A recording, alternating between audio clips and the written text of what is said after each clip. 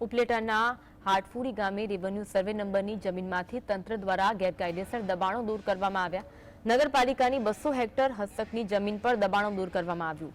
ઉપલેટામાં અસામાજિક તત્વો દ્વારા ગેરકાયદેસર કબજો જમાવેલ જમીન પર તંત્રની મેગા ડિમોલેશન કાર્યવાહી કરવામાં આવી.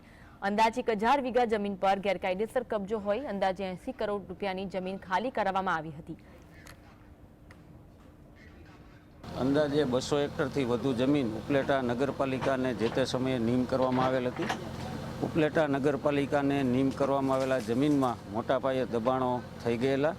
આથી અમે DILR મારફત આ નીમ થયેલ જમીનની માપણી કરાવી અને આ માપણી દરમિયાન જે લોકોના કબજા ગેરકાયદેસર જણાઈ આવ્યા એ તમામ લોકોને નગરપાલિકા દ્વારા નોટિસ આપી પોતાના માલિકીના આધાર પુરાવા રજૂ કરવાની પૂરતી તક આપી અને જે લોકોનો કબજો ગેરકાયદેસર માલુમ પડ્યો એ દૂર કરવાની કાર્યવાહી આજે પ્રાંત અધિકારી સાહેબ ધોરાજીના નેતૃત્વમાં વહીવટીતંત્ર દ્વારા ચુસ્ત પોલીસ બંદોબસ્ત વચ્ચે